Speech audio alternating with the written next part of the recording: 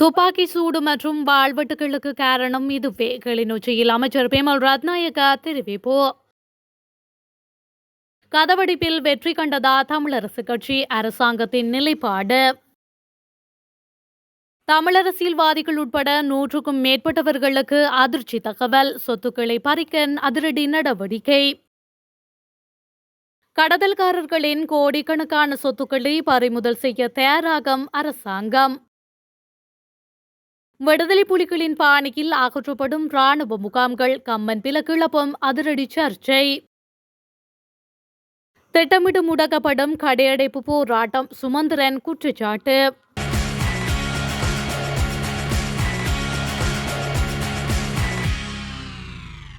வடக்கு கிழக்கில் முன்னெடுக்கப்படும் கதவடைப்பானது வெற்றி பெற்றுள்ளதாக இலங்கை தமிழரசு கட்சி தெரிவித்ததை அரசாங்கம் மறுத்துள்ளதாக ஆங்கில ஊடகம் ஒன்று செய்தி வெளியிட்டுள்ளது.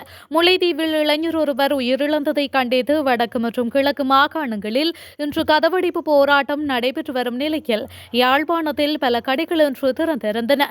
இருப்பினும் இலங்கை தமிழரசு கட்சி ஏற்பாடு செய்திருந்த கதவடைப்பையொட்டி 2 மாகாணங்களிலும் பல பகுதிகளில் கடைகள் மூடப்பட்டிருந்தன. இந்த நிலையில் கதவடைப்பில் வெற்றி பெற்றதாக தமிழரசு கட்சி கூறியுள்ள அதே நேரத்தில் அரசாங்கம் அது தோல்வியடைந்து விட்டதாக தெரிவித்துள்ளது என ஆங்கில ஊடகம் ஒன்று சுட்டிக்காட்டியுள்ளது. முல்லைத்தீவு முத்தையன்கட்டு பகுதியில் உயிரிழந்த தமிழ் இளைஞனின் மரணத்திற்கு நீதி கூறியும் அங்கு அமைக்கப்பட்டுள்ள ராணுவ பிரசன்னத்தை அகற்றுமாறு கூறியும் இந்த கதவடைப்பு நடவடிக்கை மேற்கொள்ளப்படுகின்றது. அதேவேளை குறித்த இளைஞனின் மரணத்தில் இலங்கை ராணுவம் இதில் ஈடுபடவில்லை என்று அரசாங்கம் மறுத்துள்ள அதேவேளை 3 ராணுவ வீரர்கள் கைது செய்யப்பட்டு நீதிமன்றத்தில் முன்னிலைப்படுத்தப்பட்டுள்ளனர்.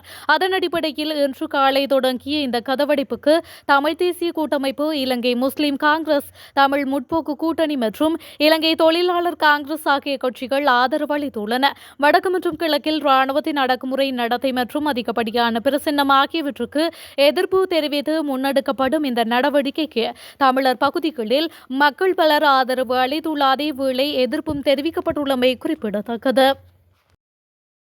தென்பகுதிகளில் இடம்பெற்று வரும் துப்பாக்கிச் சூடு, வாழ்வெட்டுகளுக்கு காரணம் மஹிந்த, ரணில், சஜித், நாமல் போன்றவர்களின் பாதாள உலக கோஷ்டிகள் தான் என பிமல் ரத்நாயக்க தெரிவித்துள்ளார். கிளிநொச்சியில் நேற்றைய தினம் இடம்பெற்ற செய்தியாளர் சந்திப்பில் வைத்து அவர் இந்த விடயத்தினை கூறியுள்ளார்.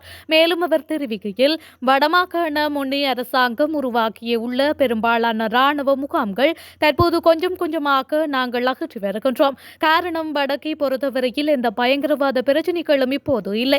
அந்த வகையில் நாங்கள் தேவையான ராணுவ முகாம்களை வைத்துக் கொண்டு மக்களின் இடங்களில் போக்குவரத்து பிரச்சினைக்குரிய இடங்கள் உள்ள வீதி பாதுகாப்பு காவலரன்கள் 30 வருடங்களாக ராணுவத்தினரிடமிருந்த மக்களின் பாவனைக்கு திறந்து விடுகின்றோம். மஹிந்த ராஜபக்ஷ, ரணில், சஜித், நாமல் போன்றவர்கள் தென்பகுதியில் பாதாள உலக கோஷ்டிகளை உருவாக்கி நாட்டுக்குள் குந்தகம் விளைவித்துக் கொண்டு இருக்கின்றார்கள். அதன் விளைவாகத்தான் துப்பாக்கிச் சூடு, வாழ்வெட்டு, அடிதடிகள் போன்றன இடம்பெற்று வருகின்றது என்று அவர் மேலும் தெரிவித்துள்ளார். தமிழீழ விடுதலை புலிகள் காலத்தில் பிரபாகரனின் மக்கள் பாதை என்ற துணிப்பொருளில் ராணுவ முகாம்கள் அகற்றப்படும் செயற்பாடு மீள ஆரம்பிக்கப்பட்டுள்ளது போல் தெரிவதாக விவுத்துருகில உரிமைய கட்சியின் தலைவர் உதய கம்மன்பில தெரிவித்துள்ளார். விவுத்துருகில உரிமைய கட்சி தலைமையகத்தில் நடைபெற்ற செய்தியாளர் மாநாட்டில் கலந்து கொண்டு கருத்து தெரிவிக்கும் போதே மேற்கண்டவாறு குறிப்பிட்டுள்ளார். அதோடு அன்று அதற்கு பின்னால் நின்றவர் பிரபாகரன், இன்று யார் இருக்கின்றார் என்று தெரியாது என்றும் கம்பன்பில கூறியுள்ளார். இது தொடர்பில் மேலும் கருத்து தெரிவித்த அவர், மக்கள் வாழும் பகுதியில் ராணுவ முகாம்களை அமைப்பது சட்டவிரோதமானது என்கின்றார் சுமந்திரன். அதனாலேயே ராணுவ அடக்குமுறைகள் நிகழ்கின்றன என்று கூறுகின்றார். அவ்வாறு என்றால் இலங்கையில் அதிகம் மக்கள் வாழும் கோமாகம பகுதியிலேயே பாரிய ராணுவ முகாம் இருக்கின்றது. அங்குள்ள மக்கள் ராணுவ முகாமுக்குள் உள்நுழைய அஞ்சுவர். ஏனென்றால் முகாமுக்குள் நுழைந்தால் சுட்டுவிடுவார்கள் என்ற பயம். அவ்வாறு சிந்திக்கவே மாட்டார்கள். அப்படியானால் குறித்த இளைஞர்களை யாராவது தூண்டிவிட்டுள்ளனர். இது திட்டமிடப்பட்ட செயற்பாடாகவே தோன்றுகின்றது. ராணுவ முகாமுக்குள் இரும்புகள் களவாட செல்வது லேசான காரியமல்ல. அவர்கள் யாராவது ஒருவரின் தூண்டுதலுக்கு பலிக்கடாவாகி இருக்க வேண்டும். தமிழீழ விடுதலை புலிகள் காலத்தில் பிரபாகரன் யுத்தம் செய்து கூட ஒரு முகாமையாவது அகற்ற முடியாத நிலையில் பிரிவினைவாத ஆதிக்கத்தின் ஒரு செயற்பாடாகவே நான் இதனை பார்க்கின்றேன். கர்தாலுக்கு பின்னால் இருக்கும் சக்தியை அரசாங்கம் கண்டுபிடித்து தேசிய பாதுகாப்பை உறுதிப்படுத்த வேண்டும் என்று அவர் மேலும் தெரிவித்துள்ளார். வருமானத்திற்கு அதிகமாக சொத்துக்களை குவித்த சுமார் 100 அரசியல்வாதிகள் தொடர்பில் தகவல் வெளியாகியுள்ளது. அவர்கள் மீது லஞ்ச ஒழிப்பு ஆணையமும் சட்டவிரோத சொத்துக்கள் விசாரணை பிரிவும் விசாரணைகளை ஆரம்பித்துள்ளன. அரசியலில் நுழைந்த போது பணம் இல்லாமல் இருந்த இந்த அரசியல்வாதிகள் திடீரென பணக்காரர்களாக மாறியுள்ளனர். இதனை கருத்தில் கொண்டு இந்த விசாரணை தொடங்கப்பட்டுள்ளதாக தெரிவிக்கப்படுகின்றது. விசாரணைக்குட்படுத்தப்பட்ட சில அரசியல்வாதிகளின் சொத்துக்கள் அவர்களின் நெருங்கிய சகாக்களின் பெயர்களில் இருப்பதும் கண்டுபிடிக்கப்பட்டுள்ளது. இந்த சொத்துக்கள் பெயரளவில் அவர்களின் நெருக்கமானவர்களின் பெயர்களில் இருந்தாலும் அவை உரிய அரசியல்வாதிகளால் கட்டுப்படுத்தப்படுகின்றன என்பது முதற்கட்ட விசாரணைகளில் தெரியவந்துள்ளது.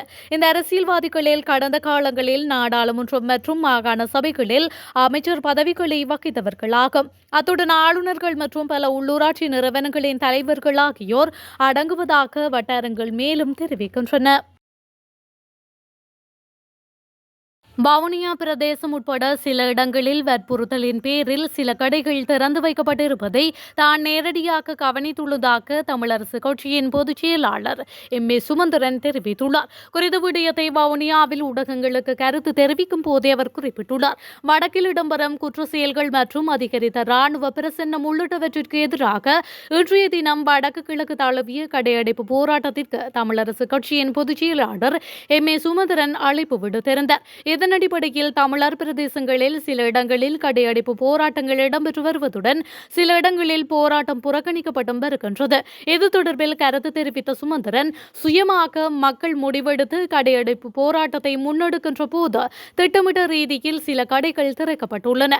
இருப்பினும் வவுனியா சந்தை பகுதி முற்று முழுதாக மூடப்பட்டுள்ள நிலையில் எங்களது கோரிக்கையை ஏற்று வியாபார தளங்களை மூடியவர்களுக்கு நாங்கள் நன்றி தெரிவிக்கின்றோம் என்று அவர் மேலும் தெரிவித்துள்ளார். மேலும் சில இடங்களில் கடையடைப்பு போராட்டம் புறக்கணிக்கப்பட்டதன் காரணம் குறித்தும் மற்றும் ஏனைய மாவட்டங்களில் முன்னெடுக்கப்பட்ட கடையடைப்பு போராட்டம் தொடர்பிலும் அவர் பலதரப்பட்ட கருத்துக்களை தெரிவித்திருந்தமையும் குறிப்பிடத்தக்கது. யாழ்ப்பாணத்தில் செம்மணி மாத்திரமன்றி பலஸ்தீனா தலைமையகம் முதல் 1996 ஆண்டளவில் யாழ்ப்பாணத்தில் நிறுவப்பட்டிருந்த முகாம்களில் சித்திரவதை கூடங்கள் நடாத்தி செல்லப்பட்டமையை அன்றைய பாதுகாப்பு செயலாளர் தொடக்கம் சந்திரிகா வரை அறிந்திருந்ததாக சோமரத்ன ராஜபக்ஷ தெரிவித்துள்ளார். யாழ்ப்பாணத்தில் அண்மையில் கண்டறியப்பட்டு அகழ்வு பணிகள் முன்னெடுக்கப்பட்ட செம்மணி சித்துப்பாத்தி மனித புதைக்குழியில் 141 மனித எச்சங்கள் அடையாளம் காணப்பட்டுள்ளன. இந்த நிலையில் 1990 ஆண்டுகளில் செம்மணி முகாம், துண்டி முகாம் வரை இடம்பெற்ற கைதுகள், படுகொலைகள் மற்றும் சடலங்கள் புதைக்கப்பட்ட இடங்கள் தொடர்பில் கெருசாந்தி குமாரசுவாமி படுகொலை வழக்கில் பிரதான குற்றவாளியாக நீதிமன்றத்தினால் தீர்ப்பளிக்கப்பட்ட மரண தண்டனை கைதியான சோமரத்ன ராஜபக்ஷ முக்கிய வெளிப்படுத்தல்களை செய்துள்ளார். அவர் தெரிவித்த விடயங்களாக 1998 ஆண்டு எனக்கு மரண தண்டனை தீர்ப்பு விதிக்கப்பட்டதன் பின்னர் எனது கூற்று தொடர்பில் முன்னாள் ஜனாதிபதி சந்திரிகா பண்டாரநாயக்க குமாரதுங்க, முன்னாள் அமைச்சர் ஜெயராஜ் பெர்னாண்டோ புள்ளே ஊடாக சிறைச்சாலை அதிகாரியான நாமல் பண்டார என்ற அதிகாரி மூலம் எனக்கு கடிதம் ஒன்றை அனுப்பி வைத்திருந்தார். அக்கடிதம் அமைச்சராலேயே எழுதப்பட்டிருந்தது. நான் மேல் நீதிமன்றத்தில் கூறிய விடயம் கோபத்தில் கூறப்பட்டது எனவும் அதனை வாபஸ் பெற்றுக் கொள்ளுமாறும் அக்கடிதத்தில் குறிப்பிடப்பட்டிருந்தது என்று அவர் மேலும் தெரிவித்துள்ளார்.